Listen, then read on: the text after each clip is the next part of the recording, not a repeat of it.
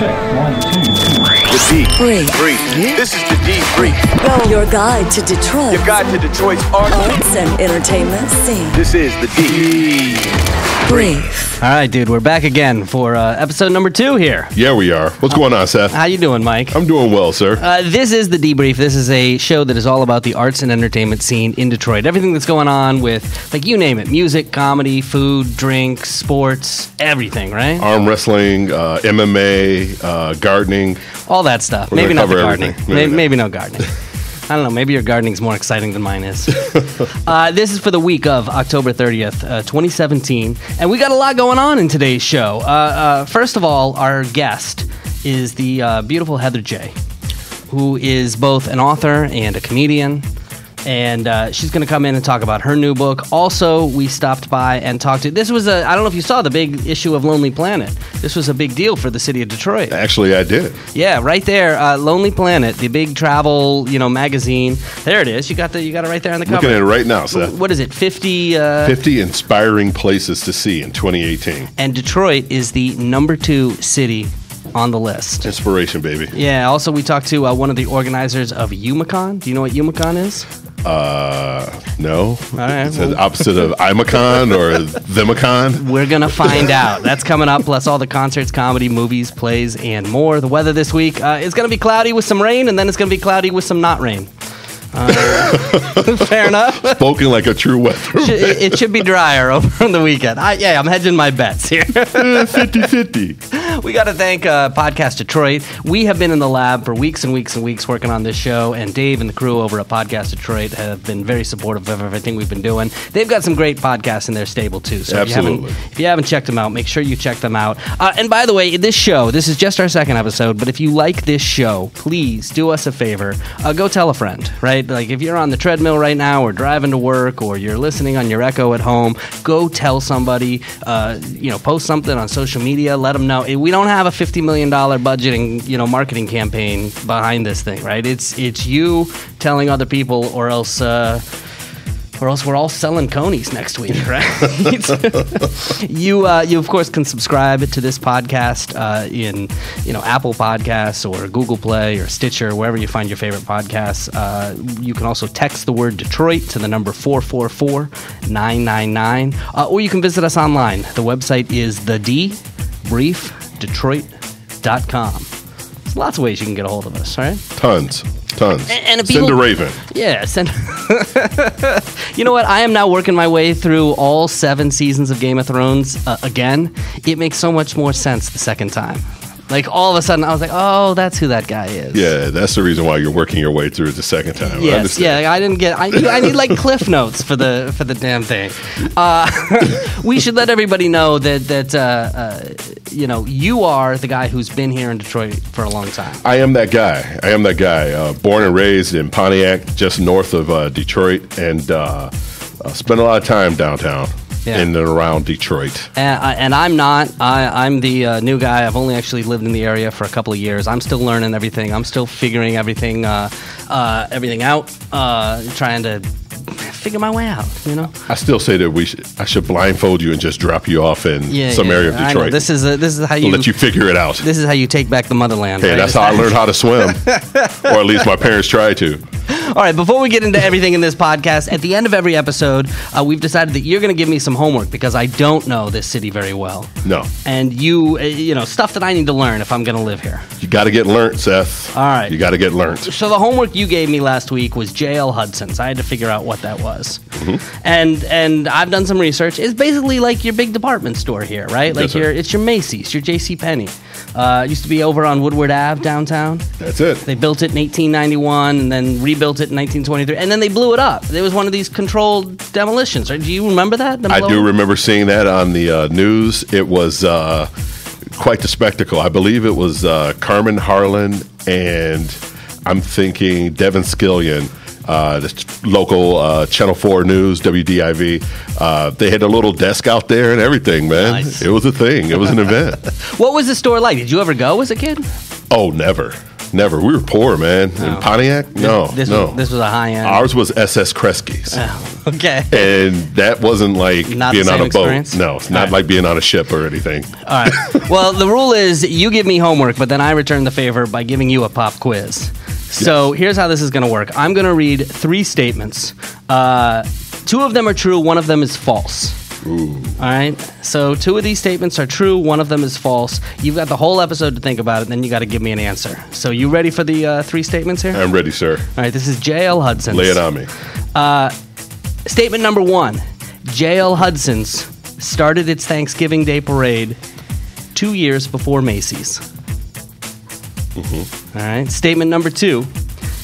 J.L. Hudson's was known for its stringent 24-hour return policy. Mm-hmm. Or statement number 3. J.L. Hudson's displayed the world's largest flag on the woodward side of the building.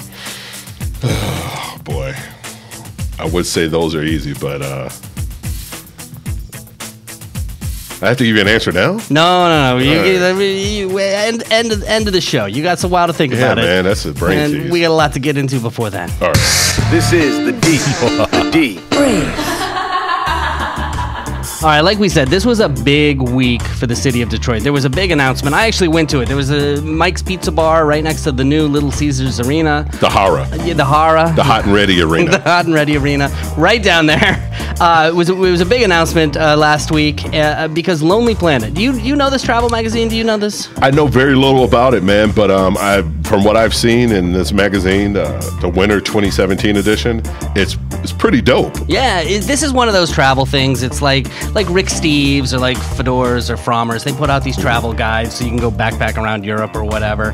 And they named the top 50 most inspiring places to see in 2018. Only one American city in the continental U.S. Only one city in the continental U.S. made the list. And it was us. It was Detroit. Detroit rocks, man. Yeah, so I actually got a chance to talk to Alex Howard. He's the managing editor of Lonely Planet. And I asked him how they put the list together. And here's what he said. Every year, we ask our writers and staff to submit their favorite destinations for the year ahead. From those nominations, then we have a panel of travel experts who then kind of winnow down the list. And there's a couple of criteria. You know, it could be an anniversary is happening in the city, or it could be a new airport or some infrastructure that's improved. But in the case of Detroit, it's just got this great buzz about it. You know, we're here, there's an energy to the restaurants and the art and everything that's happening in Detroit that we really wanted to highlight for 2018. So that's pretty cool that we made the list right there. Number 2. We were beat by Seville in Spain. We're number 2.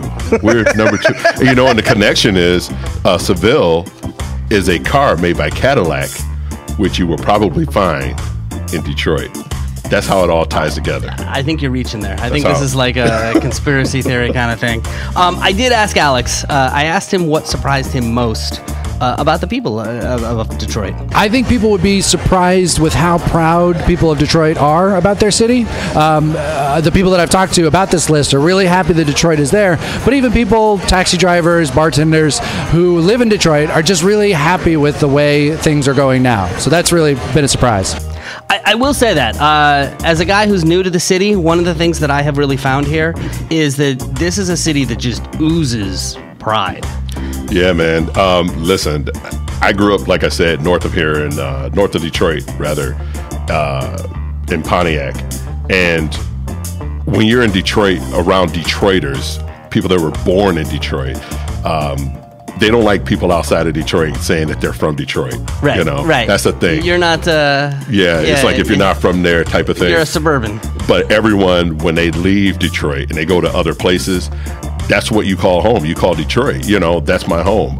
When I lived in Charlotte, North Carolina, my bank card had a Detroit Tigers logo on it, and everywhere I went, I told people I'm from Detroit. Now, when I'm here, I'm from Pontiac. You know, I've lived in a lot of cities, and in no other city, like, do you see the D, you know, like a bumper sticker about the city on every single car. I mean, there's like a million different T-shirts about this place. I mean, people here, there's just a lot of... You could go anywhere in the world and people will recognize the English D. Yeah, they will. Anywhere. They will. The only thing I can compare it to, the only thing that I've seen that's similar to that is when you're in Texas, not for any particular city, but for the state of Texas. Gun racks? No, just you see the flag everywhere. Right. You know what I mean? Like, you know what? And don't mess with Texas. Like the way Detroiters feel about the city of Detroit, the way Texans feel about the state of Texas. But we're better than Texas because we're the only city ranked on Lonely Planet's list.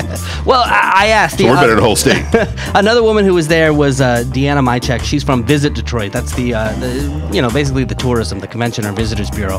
Their job is to get tourists here to the city. And I asked her how this ranking would impact tourism, and if it would have an impact at all. And here's what she said. Definitely.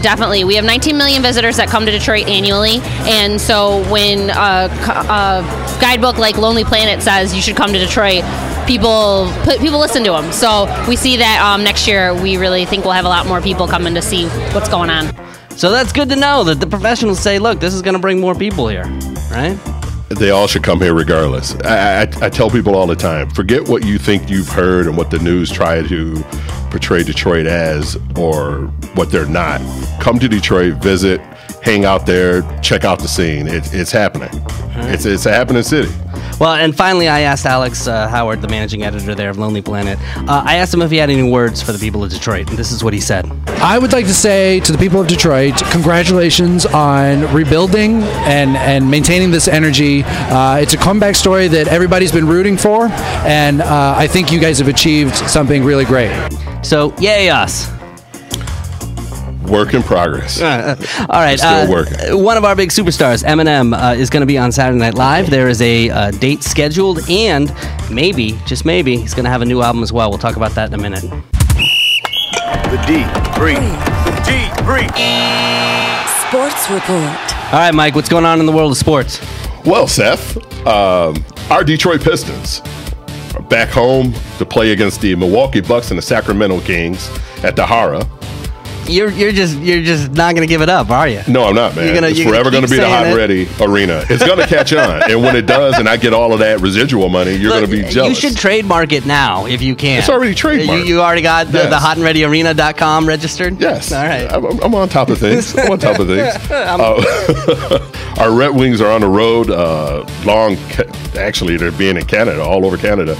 Ottawa Senators, the Edmonton Oilers, and the Vancouver Canucks this week. We have MSU, the Spartans basketball team. Yeah, speaking of us being number 2. Yeah, they are number 2 in the national rankings, early preseason rankings. They won last week against the Georgia Bulldogs. They're at home again against the Hillsdale College. I don't know what their mascot name. It doesn't matter. MSU is going to kill them. Sorry, Hillsdale. It doesn't matter. What do you want from me? It'll be a carcass of something. What do you want from me? Lying on the field. That's on Friday. On Saturday, you can stick around and watch the MSU football team play. They're on the road against the Penn State Nittany Lions. They're in Happy Valley. So that's going to be a tough game, man. They lost a tough game against Northwestern. They're going to probably get murdered, but that's okay. It's MSU. On Friday, November 3rd, U of M basketball, they kick off their regular season, actually their exhibition season, against Grand Valley State. And that's at the Chrysler Center. On Saturday, November 4th, U of M football, they play against the Minnesota Golden Gophers. So they're looking to rebound and turn their season around. They have a new quarterback. Let's see how he does. And on Sunday, our beloved Leos, the Detroit Lions, they are at the Green Bay Packers, which they have a hard time winning at Lambeau Field. Well, they had a hard time winning last week, too. Yeah, they shouldn't have lost, but whatever. The Think Detroit PAL, the Police Athletic League, they have their football championship. They're playing at Ford Field. That is on Sunday the 5th. We have Night of Knockouts, 11. Live professional boxing. That's Friday the 3rd at Soundboard inside the Motor City. Are you a boxing fan? I am a huge boxing fan. Oh, are you really? Huge. Okay. Huge. Let's see. In the World Series, we got to talk about that. Yeah, we got to talk about that. We're, of course, recording this on Monday night, so there may be a game 6. Well, there will be a game 6. There may be a game 7. We don't know by the time that you listen to there this. won't be, because Justin Verlander is going to win game 6. He's going to shut it down, get the MVP, win his World Series. So tell me about your take on Justin Verlander. Listen, man, Justin Verlander is my Tiger, right along with Granderson, who's playing for LA. But Justin, he toiled here for many, many years. He took us to 2 World Series. We couldn't win anything, but, I'm glad for him. Right now, he's 4-0. All right. In postseason, 2.05 ERA. He's killing it. He's killing it. So I want him to win. I want the Astros to win. So we'll find out, and you may already know. Coming up in just a bit, we're going to talk about the theater shows going on in Detroit. Debrief. Want more? Text the word Detroit to the number 444-999. All right, we have a big show announcement, especially for people here in Detroit. Eminem, one of our big homegrown superstars, it's just been announced that on November 18th, he's going to be on Saturday Night Live. And the rumor is, people have been saying for a while now that he's working on a new album. Supposedly it's going to be called Revival. There have been these mysterious ads that have popped up in newspapers and places that kind of hint at the fact that there's an album coming out. And the rumor is that that's actually going to drop the day before his SNL appearance. That'll come out on the 17th. Ooh, nice. Yeah, I'm excited for that. I think everybody after that freestyle is, I want to see if he gets political on this album. You think he's gonna? I think he will. He's not afraid to take on all the hard hitting issues, but I hope he doesn't deviate too far. Yeah, just stick to what works. So that's not the only big Detroit show announcement that we got this week, is it? What else? What else is going on? Well, there's this little show called Heart of the City. You may have heard of this guy named Kevin Hart. Oh, that guy? Yeah, he's a big stand-up comedian. Yeah, he's doing okay. He's going to be good one of these days. He's going to make it. So, Heart of the City, the Detroit episode of Heart of the City. This is season 2, right? It's just announced. Comedy Central just announced it. It's coming out on December 1st, and I believe one of us is actually going to be in it. Well, actually, the season started on. November 3rd. November 3rd. So it's starting right about now. Right. But the Detroit show. But the Detroit show is going to be on December 1st. There you go. And when I said one of us was going to be in it, I was not referring to me.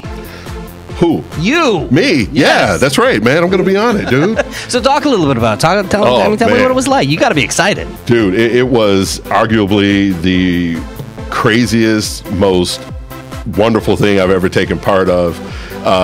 Outside of the birth of my kids, I have to say that by law. Only once. You don't have to say it every episode. Yeah, I do. I have to. Otherwise, dude, I'm getting older. They could put me in a home and it's game over for me. But it was an outstanding. We love you, Dad, but the podcast, exactly. Man, that was what pushed us over the top. That's why I had the young one. I'm nice to her. Yeah, man. Just name her Insurance. Yeah, exactly. Yeah, man, it was a great experience, and I was able to go through that whole day with 3 very funny cats, man, very cool cats.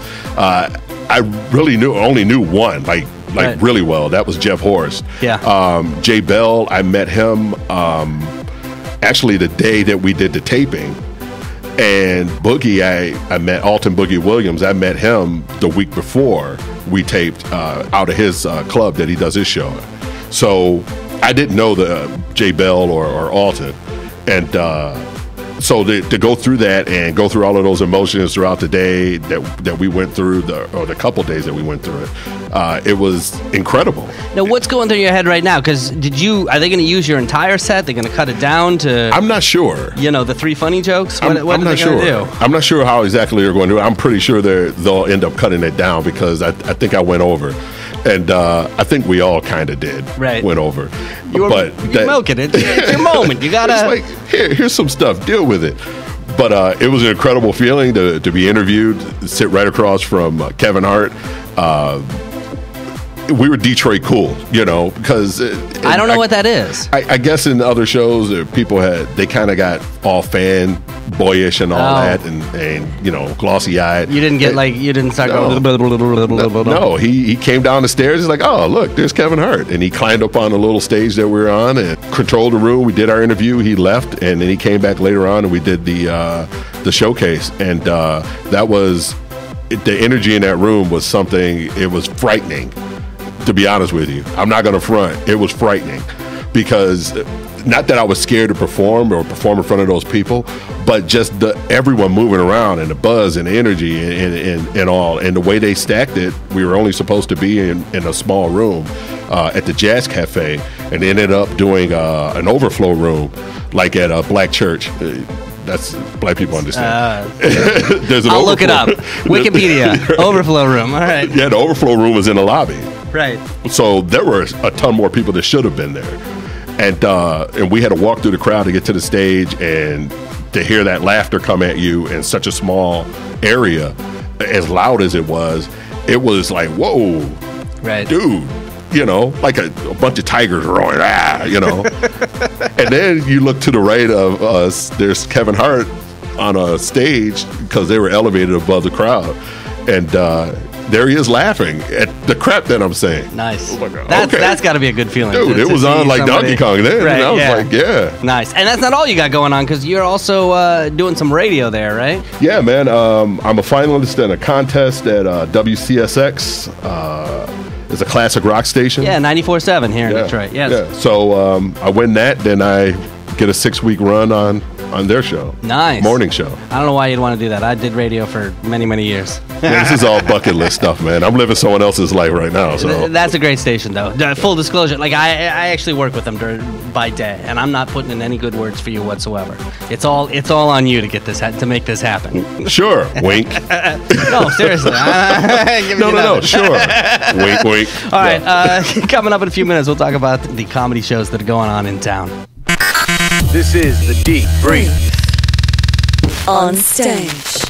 Let's talk about what's going on in the theaters. On Thursday, November 2nd, we've got an evening with Andy Cohen. He's going to be at the Soundboard. On Friday, November 3rd, opening, we've got a Streetcar Named Desire that's happening at the Hillberry Theater, and A Raisin in the Sun that Stagecrafters over in Royal Oak going to put that on.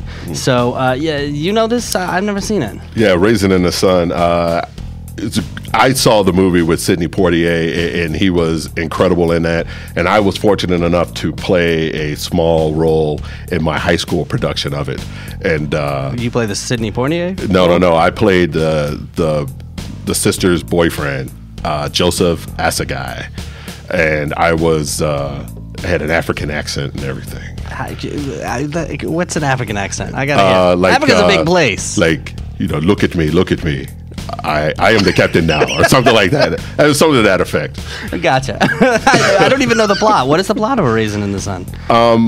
I don't know. I think Thor shows up or something. It was a long time ago, man. It's 30 years ago. This feels like one of those things I need to see, though, and I need to know. So, all right, Saturday, the 4th, David Sedaris is going to be at the Michigan Opera Theater. Awesome. Sunday, the 5th, we've got Kolobach, presented by Puppet Art, which is good because they've been displaced from their home downtown. I believe they're looking for a home at the moment, but they're still working with venues. That's going down at Music Hall.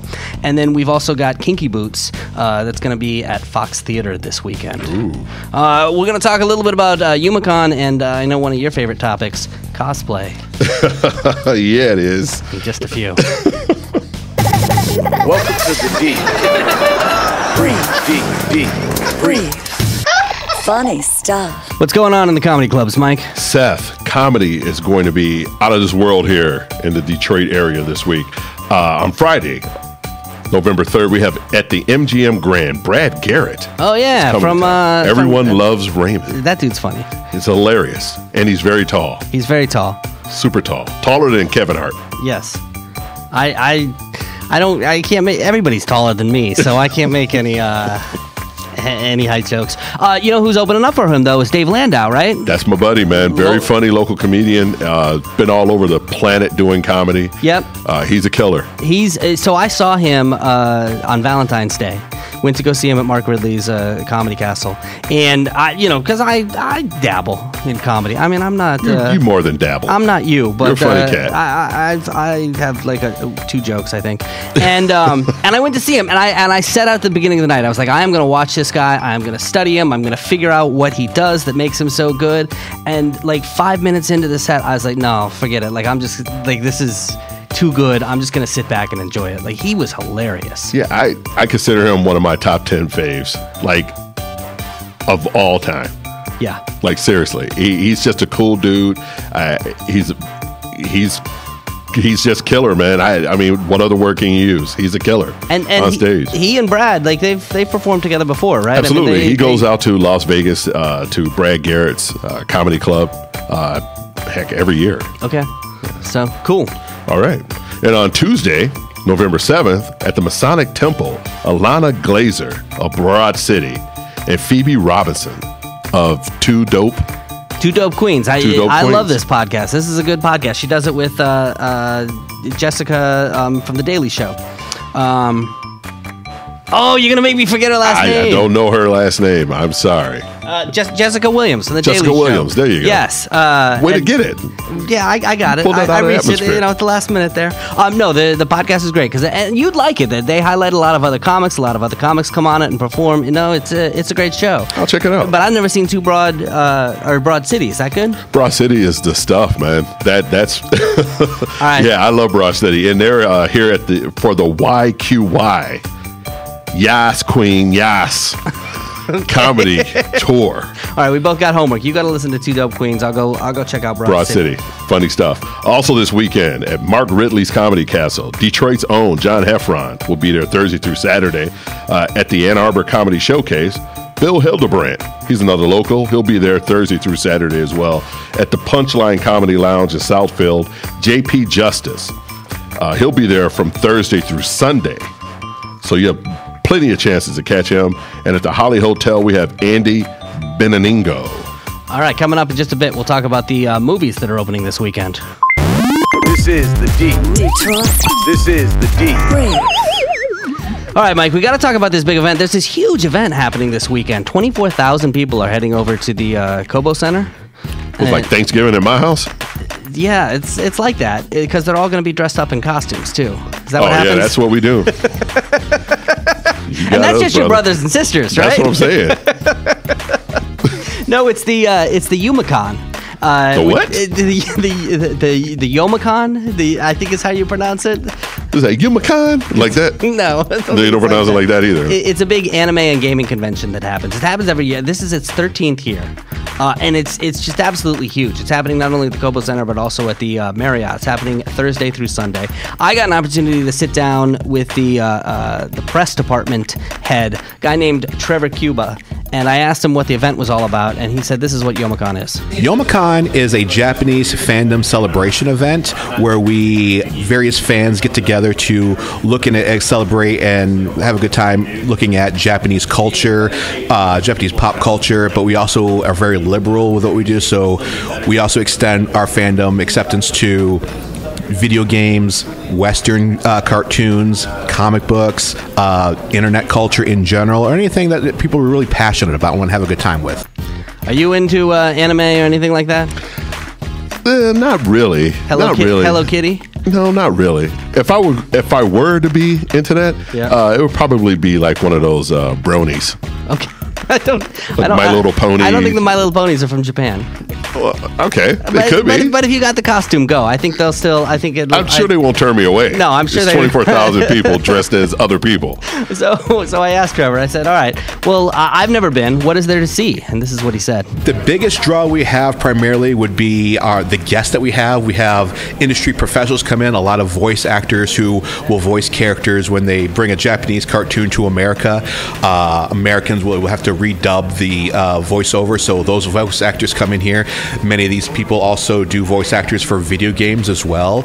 We have some more technical thing. We have YouTube personalities, because YouTube has become a big boom industry these years, but these people who have built a name for themselves just by being fans or just having a unique perspective on these various fandoms and stuff, they themselves are becoming well known, that people would come out and they want to meet these people, shake their hands, get their autographs. Our dealer's room is also a very big draw, upwards of 150 tables, and we have a very diverse thing of people who sell weapons and unique accoutrement that sometimes you can only find in Japan, or really rare things you don't normally find locally or even hard to find online. A lot of it is handcrafted. We have an extensive artist alley, which is burgeoning and young artists who are just trying to make a name for themselves, or people who just like make a living as like I do illustrations for a living and stuff. They will go to the artist alley and they're like, here's my fan art, and here's like, you like this video game? I've made this beautiful works of art, and they just sell prints of that, or they make plushies, all kinds of things.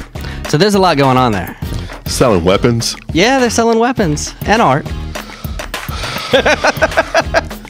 It sounds dangerous. It does, but like you need some good nunchucks or something like that. I don't know. Because everyone's in the costume. What if they buy a weapon and go out and rob someone? What are you going to say? 6-foot Pikachu robbed you or something? I need one of the blue shells with the wings on it that you throw, and then it hits the driver that's right up front in the race. You know what costume I would wear? What would you wear? My pajamas and go to bed. I would not show up to this thing. It seems dangerous. Just selling weapons, man. You're afraid of the haunted house. You're afraid of the I don't trust people in costumes. What do you want from me? Well, one of the things that I thought sounded really cool, Trevor was telling me about, was the gaming rooms that they have there. And here's what he had to say. We have a 24-hour video gaming room and a 24-hour board gaming room. Both of them run tournaments. Our video game room is broadcast live on Twitch TV. We have local Twitch personalities and commenters coming on there running money tournaments out here. We have same thing in our tabletop gaming room, which is more for board games and card games. And we have things like Magic the Gathering and Yu-Gi-Oh! Tournaments going on through there. Do you ever get into Magic the Gathering or anything like that? No, but I do like the sound of that video game room. You do? That sounds dope. See? You all right, that? So now I would go. Now you're in. Now I would go. You got to dress up, you know. Are you into cosplay? Depends. So, what is that, like Bill Cosby? Well, however you like to play. Just the putting and the things. I don't think that's what it is. That's what I could be my cosplay, my costume. I could be cosplaying Cosby. That's a scary costume, I think, these days. I don't think that's a good costume to have. Pocket full of Tic Tacs. Cosplay is the costume play, and it's a big part of what happens over here at this event. Here's what Trevor had to say about cosplay. So there's a phrase that started off in Japan called cosplay, which is portmanteau of costume play. Cosplay means something different to different people. Some people spend a lot of time getting in shape, and they want to look like the mirror image of this character they're trying to portray. Some people will spend hundreds, if not thousands of dollars on elaborate setups. I've seen people have full mechanical devices where they're spreading wings, and they have little lasers shooting out of their devices. Full like Ghostbuster backpacks that make sound effects and like light up, like indistinguishable from movie props. And some people who have a shirt that just like it's an ill-fitting shirt that says "I'm a Gundam" on it. So all sorts. But as long as you're having fun, you're doing cosplay right. This is hardcore. See, now I want to go. Now you want it's the lasers. Now I would like to go. Right? But again, I would go as Bill Cosby. Yeah, you could try it. I don't think it's going to work. But no? They said you could wear whatever you want. Coming up in just a bit, we're going to talk about the concerts coming to town. Action. This is the Deep Brief. On the screen. All right, Mike, what's in the theaters? Oh, man. Crazy stuff's coming to the theaters. Thor Ragnarok. This is number 3, right? I think. It's hard to keep track of all these Marvel movies that are coming. It sounds like what someone would say after they've had like dental surgery or something. I have a Thor Ragnarok or something. But Chris Hemsworth is back as Thor. Mark Ruffalo is the Hulk. Yeah, / David Banner. Got a 95% on Rotten Tomatoes. That's big. I mean, you got to hand it to Marvel. Like they make quality movies. They put a lot of. I mean, almost all of them have done well with critic reviews. And what I now like is that they're now at this point. They've made so many that they can cross the characters over. I know, like Doctor Strange. They're building a true universe. Yeah, it's pretty impressive the way that they had to plan this out. I'll bet, and just all lay out all kinds of maps and stuff like that.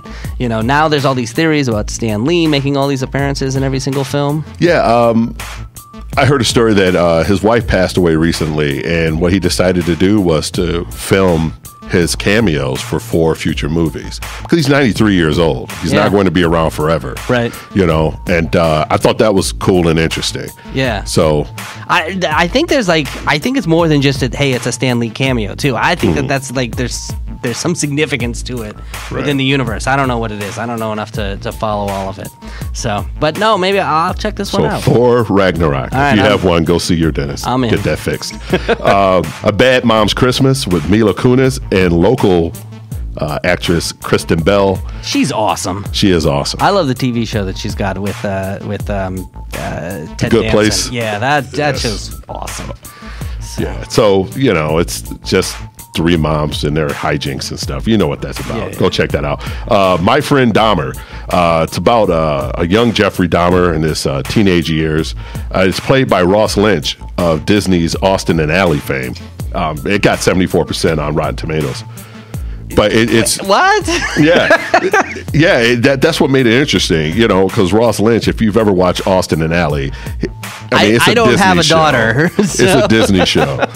But he's playing Jeffrey Dahmer as a teenager, and how he was actually pretty popular in his teenage years. He had a following. Right. The Dahmer fan club is what they called themselves.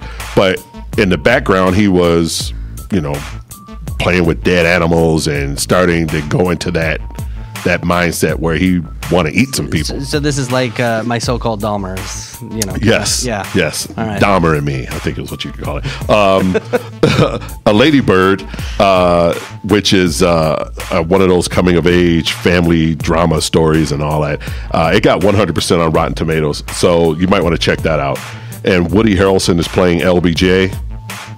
That's an interesting casting choice. That is. Yeah. That is. I'll have to see if he can pull that off. So, you know how that is. At the Main Art Theater, they have The Killing of Sacred Deer. I hear that's really good. Loving Vincent, I've talked about that before. Yeah, you raved about that. And the Texas Chainsaw Massacre, the 74 original version. Oh, nice. We'll be playing on Friday and Saturday. In case you missed it for Halloween. In case you missed it, you have to go check it out. Maple Theater in Bloomfield, you have YFCS Pottersville.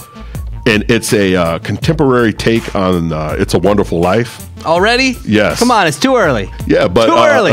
But this one's interesting because Michael Shannon is in it, and he plays a local businessman who is mistaken for the legendary Bigfoot. This is a Bigfoot Christmas story? Yes. Too early.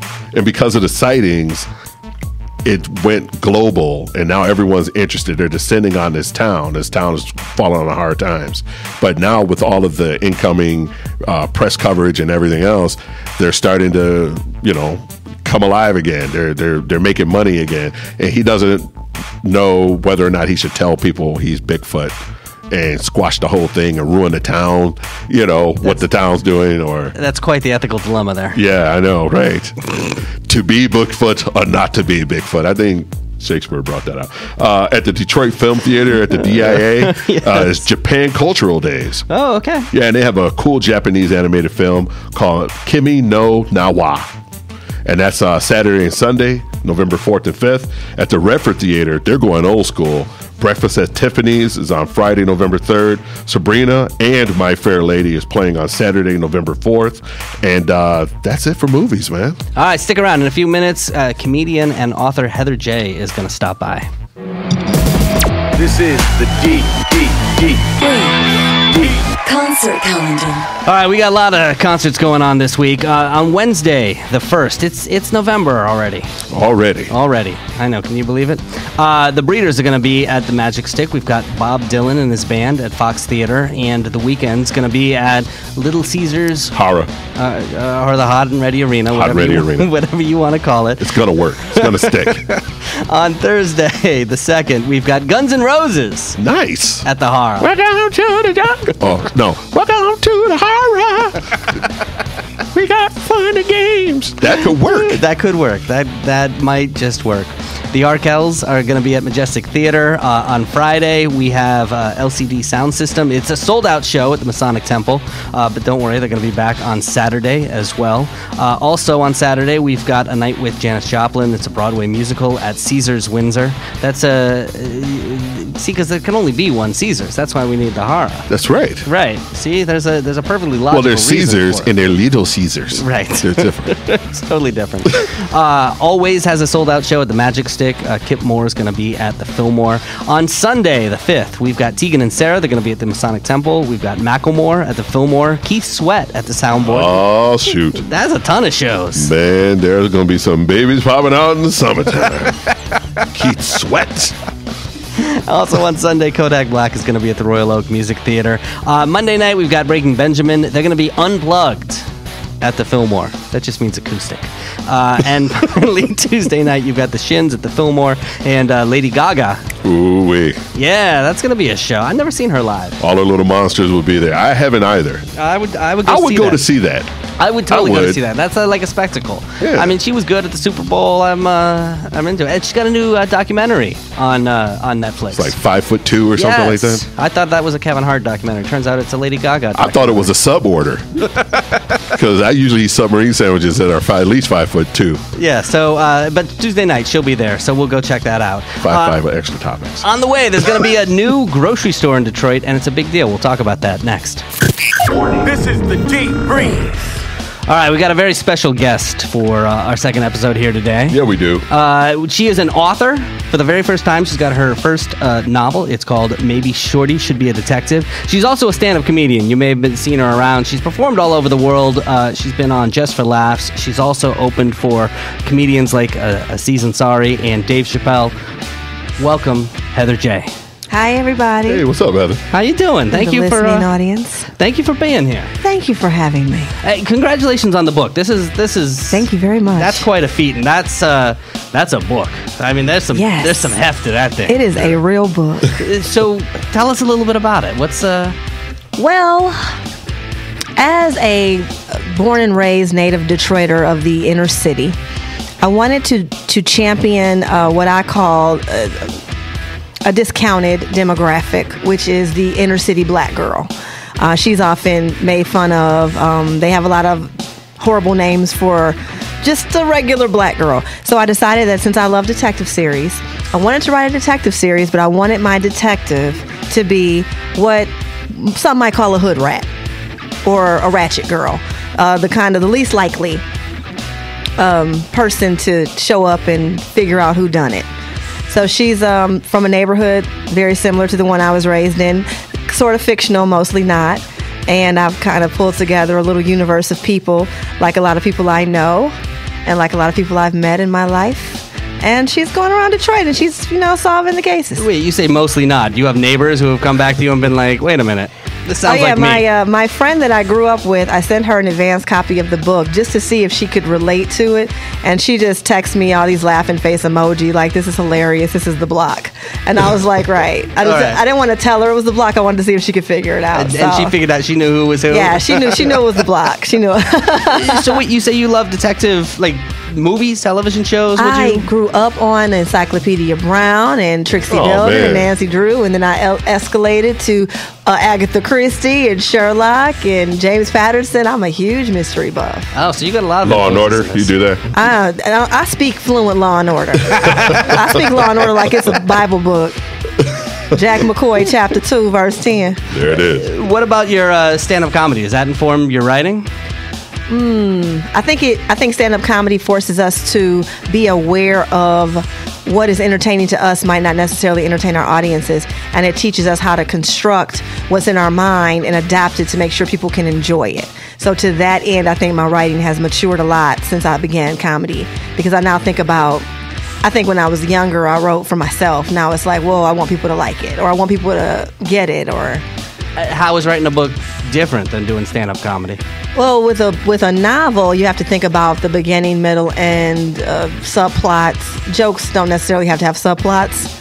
So a joke could be 2 lines. A book kind of has to be like 40,000 words. My jokes have like A and B plots.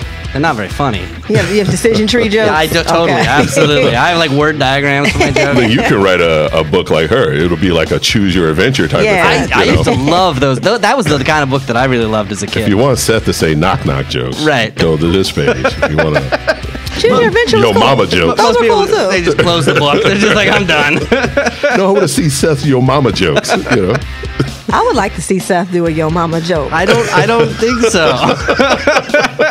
I'm gonna wind up in your next book if I do that. I don't know. I think it's something to be said. The mystery of the dead comic, right? There's something to be said for a cleverly quipped yo mama joke. Yeah, well, I'll let you know if I write any. Let me ask about opening for Dave Chappelle, because he's obviously like comedy legend. What was that experience like? That was an awesome experience because I was in New York City and I was a new comedian. I'd only been doing comedy for about a year. I was traveling with some veterans who were established and they had much bigger shows, and I was able to get like open mic guest spots or whatever. They were actually doing real shows, and it was kind of like everybody was kind of like, oh, little Heather, go somewhere, get a little new Jack Heather, and I was in the way everywhere I went or whatever. So one night I decided that I was going to break free from everyone else and go to the Comedy Village, which is in Greenwich Village. And I walked in and I was real polite to the guy, and I said, I'm from Detroit, I'm a new comedian, can I just go up? And he looked at me so arrogant, and he was just like, you can be first. And I was like, I'll take it. You know, I just want to go up. Hold on, what does going first mean in the comedy world? For people who don't know. Going first is there are certain scenarios where going first is okay. Like Heart of the City, there's nothing wrong with being first. True. But for the most part, when you're talking about a showcase or a show, first is usually relegated to the weakest comic or the newest. It's like being picked last for a kickball or something like that. Yeah, it's like you can go first because the audience isn't quite warmed up yet, so you're still having to fight them a little bit. And because I was not a New Yorker, New Yorkers are very territorial about their microphones. I was not only new, but I was not a New Yorker. So here I'm a complete outsider. And the guy's like, you can go first. And I was like, I'll take it. I just want to go up. And in the middle of my set, Dave Chappelle walks in. And so in comedy, for those of you that don't know, when a celebrity walks in, the show is over. So they could have booked you for 20 minutes. They could have booked you and paid you $500. You're not going up. Dave Chappelle is here. So all the comedians that were like, she can go first, didn't get to go up at all. Holla at your girl. Maybe if you would have let me go second, could have been you that opened for Chappelle instead of me. So I went up, and then as soon as I came down, they brought up Chappelle, and he did 4 hours. Wow. And then after the show was over, he took me with him, and we left. But we didn't have sex or nothing crazy. We just kicked it. He was just talking. We talked about comedy, and he encouraged me. It was really cool. Oh, that's awesome. It was actually a great. So when I get back to the room, and all the vets I travel with were like, little Heather, I was like, guess who was just Dave Chappelle? And then everybody's face kind of cracked because I had a much better night than they did. Nice. Which is why you have to be nice to people. You have to. So you're telling me I gotta retract my Kevin Hart? You should remove that from. Take it out in post. Yeah, straight that from I'm 5'4". I can say whatever I want about anybody's height. I can tell a story about that too. There's a comedian in Detroit right now that's at odds with a Hollywood celebrity because he made a crack. And it took 2 years to get back. But when the guy finally heard the crack, there was a full-blown... Oh, really? But now his crack was much worse than what you said in his defense. He said something really over the top, but when the celebrity, we'll find out what that is. Yeah, I'll tell you all about it. It was probably a Yo Mama joke. Is what it was. It's probably. It was worse than a Yo Mama joke. It was pretty bad. So one day the celebrity does a video and it goes viral, and he's like, I hear so and so said so and so about me, or whatever. So everybody's like, 2 years ago, dude.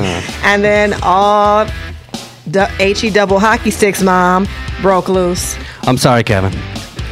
And if there's a slot on Heart of the City season 3, I'm available. All right, I want to hear some more comedy stories. So stick around. We'll hear some more in just a few. The D. Breathe.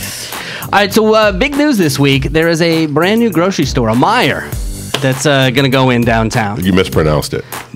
Myers, right? It's that's Myers. How you do that. You have to put an S on everything here in Michigan. And is there an apostrophe in it? It's not. It's no S on it. We just added an S, and it's just there now. See, I'm not from here. It's Kroger's and it's Myers, and it's just Kmart's. It Ford's. It's just everything's just. We plural. can afford extra consonants up here. We can.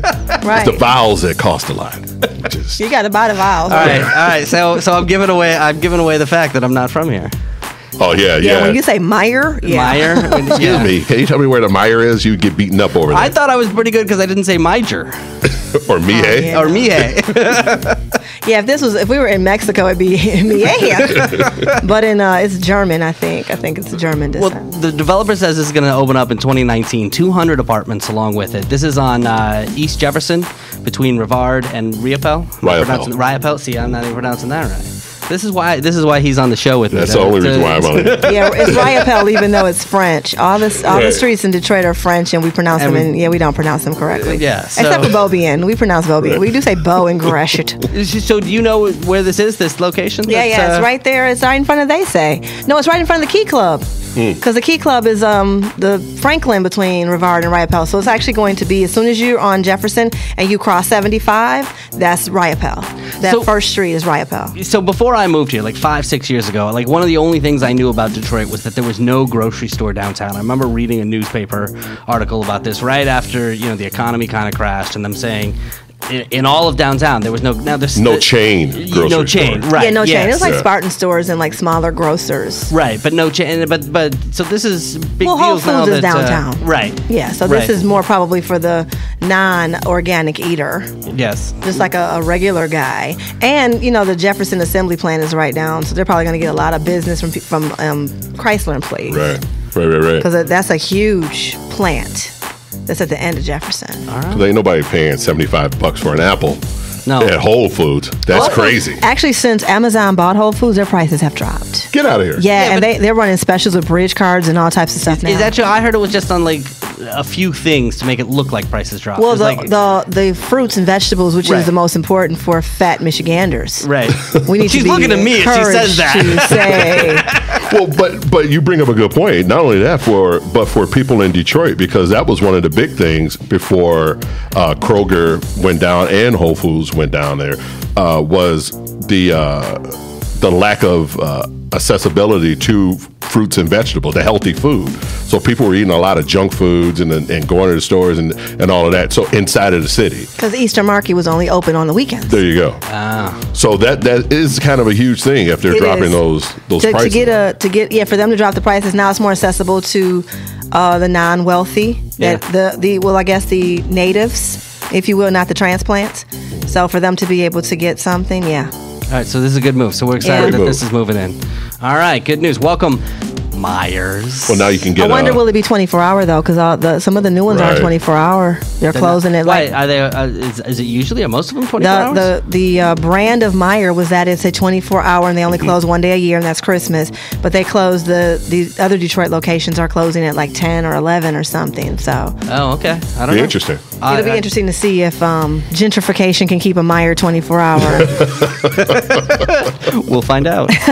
Can't get enough. This is the D3. Subscribe in Apple Podcasts or wherever you find your favorite shows. All right, we've got Heather J here. She's the author of a brand new book called Maybe Shorty Should Be a Detective.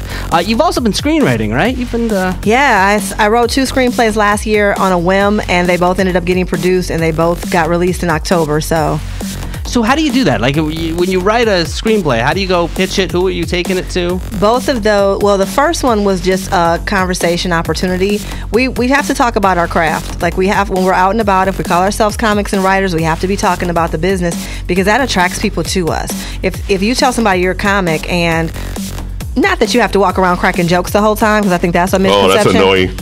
But you do need to be conversant in your craft. Right. So when people ask you where they can see you, it's just certain ways that you talk when you're a professional in any business. Doctors talk a certain way, lawyers talk a certain way, entertainers have to talk a certain way, writers have to talk a certain way. So I was talking to a guy who was working on a film, and I asked him to let me read the script, and then I offered notes unsolicited, and somebody was mad, and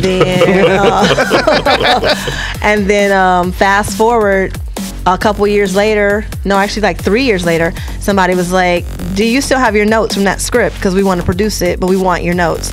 And then that's how I got that writing gig. And then from that one, another one. Wait, and then from how that one, long another one. after you made the notes did this Like happen? about 3.5 years. So that person was mad for 3 years. Right. No, I think that person left the project, and then it was like, well, Oh.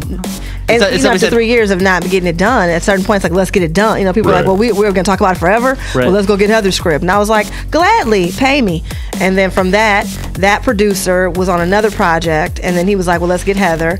And then I got 2 more scripts this week because Oh, of the wow. releases. Wow. So it's all kind of like when your name is out there, people are.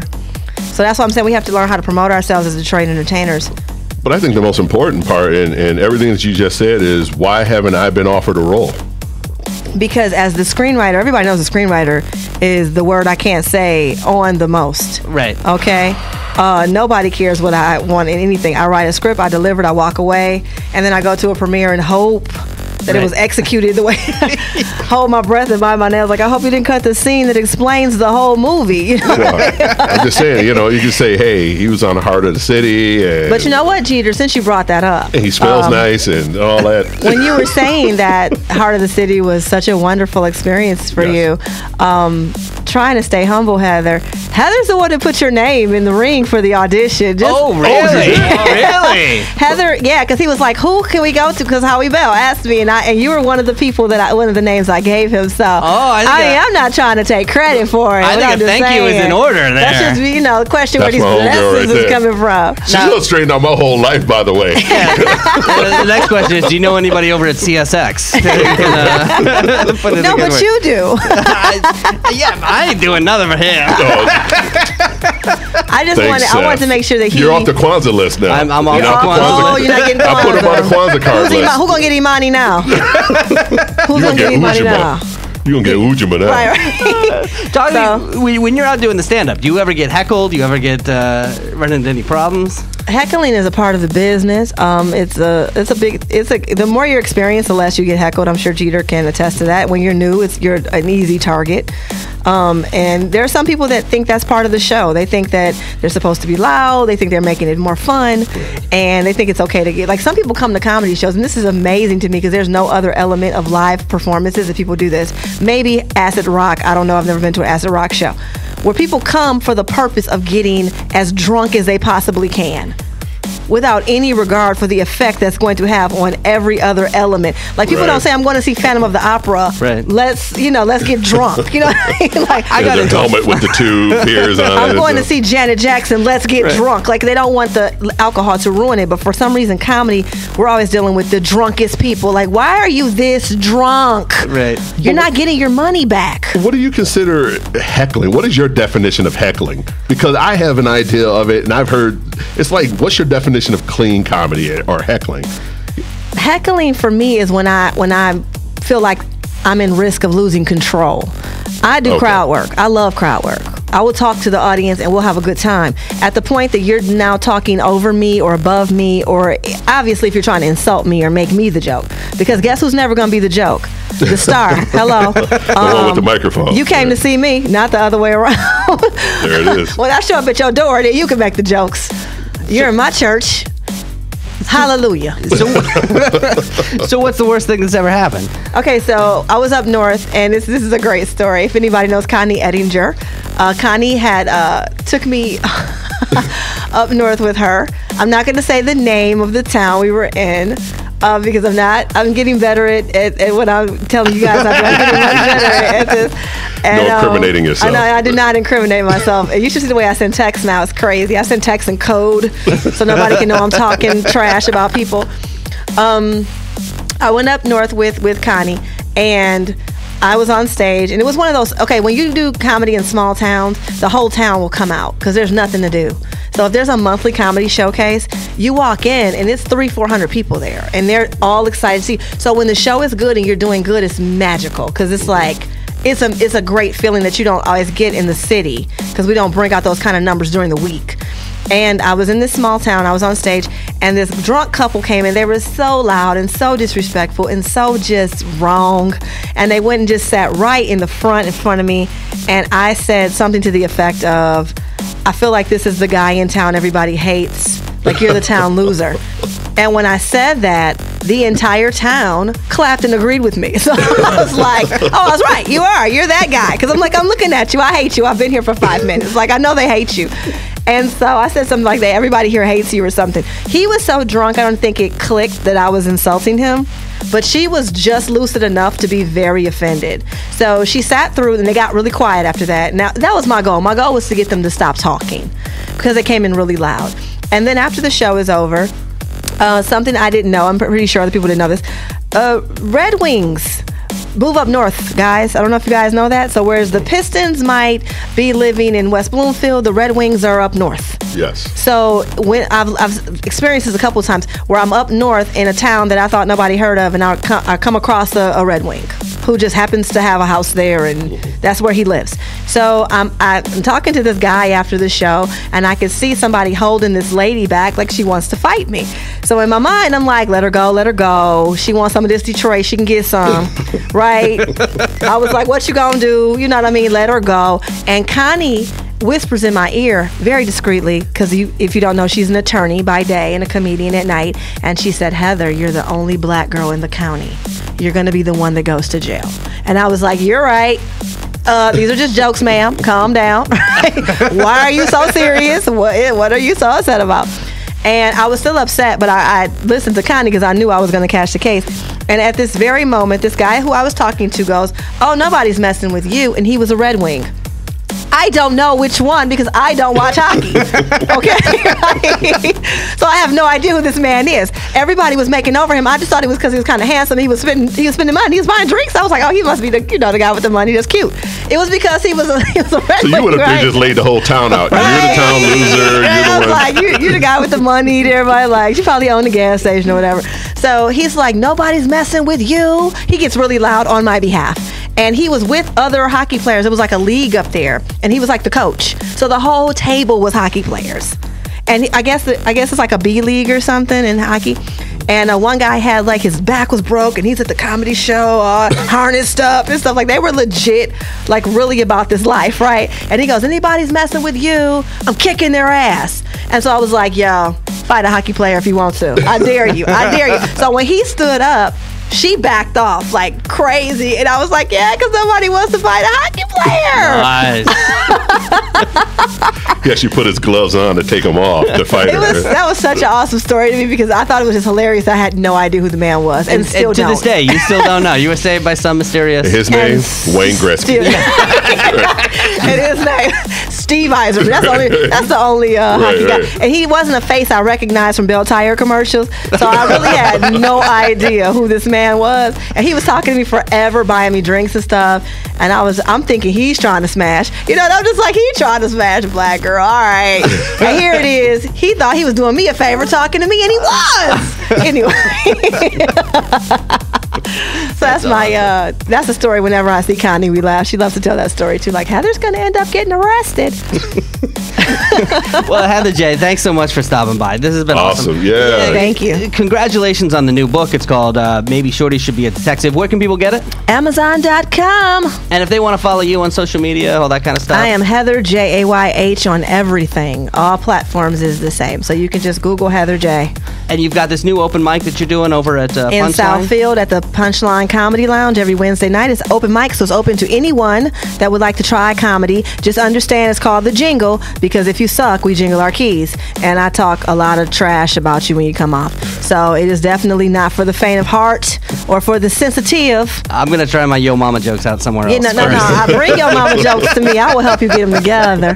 But it's like a learning mic. So we get the veterans come through, and the newer comics are getting some education too. It's not just we have a lot of fun, but it's not nobody's feelings are hurt. We have fun. Awesome. Well, thank you so much. Thank you. This is the D. Breathe. Well, that's it, Mike. That's show number 2 right there. Number 2 in the can. Yes. Thanks to everybody who stopped by. We've got Heather J. Go get yourself a copy of her new book. We also had Alex Howard over at Lonely Planet, and we had Trevor Cuba, who was from Youmacon. You're gonna get your costume on and go. Yeah, I think I'm going to go as an emoji. Which one? Probably poop, because I think all I have to do is just put on a brown shirt, and I'm pretty much there. Did you see the big debate over emojis, over the cheeseburger emoji that was going on? No. Yeah, well, see, you were probably watching one of the other cable news networks that covered real news today. I think something happened. Something educational. Something big happened today, but no, some of the other news networks were covering whether Apple has a cheeseburger emoji with cheese on top, and Google has a cheeseburger emoji with cheese on the bottom, or maybe I'm mixing that up the other way around. Oh, just saying, when the America, we have too much time on our hands. When the news doesn't break your way, you got to find a story to cover. That's what they came up with. Put cheese on the top of your burger. Look, before we get out of here, I gave you a pop quiz. You gave me some homework. Yes. Last week, and the homework was J.L. Hudson's. I had to go learn about J.L. Hudson's because I, of course, am new to town. And I gave you a pop quiz. I gave you 3 statements about J.L. Hudson's.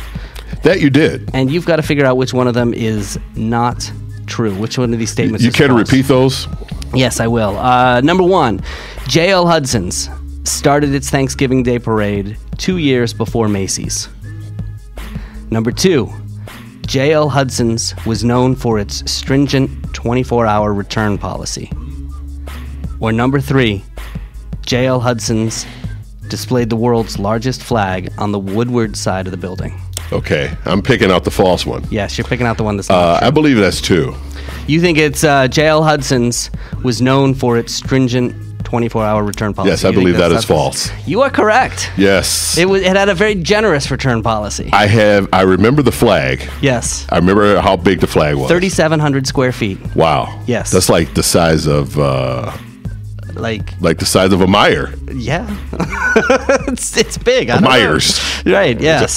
So it's big. And they started their Thanksgiving Day parade in 1924, 2 years before Macy's, but they had a very they had a very generous return policy. So This is kind of those come see, come saw type of things. Yeah. Like, yeah, whatever. So you got some more homework for me? What am I learning next?